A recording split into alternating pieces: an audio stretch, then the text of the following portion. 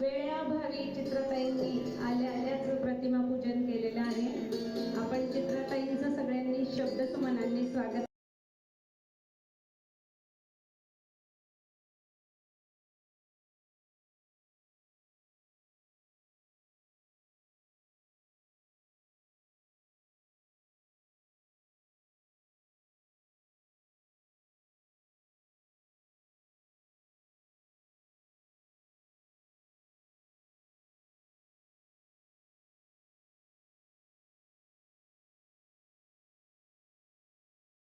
आज आमची संघटनात्मक दौरा चालू आहे, त्यामुळे मी आणि माझ्या सहकारी आज जळगाव पूर्वपासून आमची सुरुवात झाली आहे।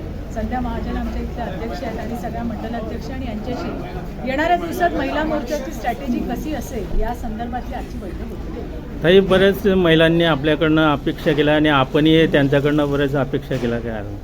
हो, कसं काम करायचं, कशा पद्धतीने करायचं, आम्ही सत्ताधारी पक्षात आहोत, आमची जबाबदारी खूप अधिकची आहे की आमचे नेते जे या महाराष्ट्रासाठी चांगले निर्णय घेतात ते गोरगरिबांपर्यंत पोहोचवण्याचं काम हे माझ्यासारख्या कार्यकर्त्यांचं आहे आणि त्याचसाठी सगळी आमची टीम हे टीमवर्क आहे। त्यामुळे महिला मोर्चाने काय काम करणं अपेक्षित आहे या संदर्भातली आज चांगली चर्चा झाली। ताई, आपण सोनिया गांधी यांना वंदे मातरम पुस्तक पाठवलं आहे।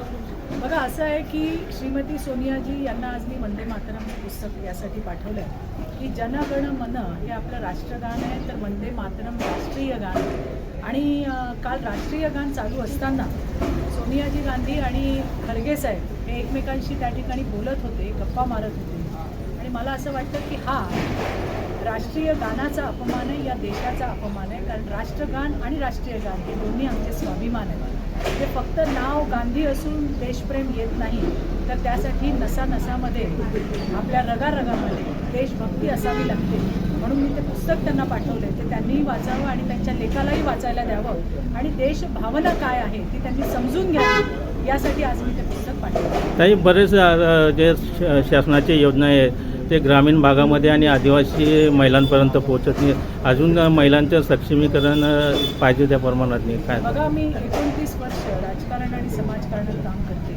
इतके वर्ष महिला सक्षमीकरण आणि सशक्तीकरण याच्या फक्त वल्गना झाल्या, फक्त घोषणा झाल्या। खऱ्या अर्थाने देवेंद्रजींच्या नेतृत्वामधल्या महायुती सरकारमध्ये, मग आमचे शिंदेसाहेब असतील, आमच्या सुमित्रा वहिनी असतील, यांच्या नेतृत्वामधल्या महायुतीच्या सरकारमध्ये आज खऱ्या अर्थाने महिलांना आर्थिक सक्षम करायचं काम करत आहेत, त्यांच्या हाताला काम देत आहेत। आज आमच्या महसूल विभागातून बावनकुळे साहेबांच्या माध्यमातून राजमाता जिजाऊ योजना आणली, ज्यामध्ये 1 रुपया दराने जागा उपलब्ध होणार आहे ग्रामीणच्या महिलांना। त्या ठिकाणी त्या फॉडर असेल, नेपियर ग्रास असेल, बांबूची निर्मिती असेल किंवा नर्सरीचे प्लांट्स असतील त्याच्या निर्मिती करू शकणार आहे, त्यांना त्याच्यामध्ये 4 पैसे मिळणार आहेत। अशा विविध योजना या महिलांना आर्थिकदृष्ट्या सक्षम करण्यासाठी त्या ठिकाणी चालू असतात।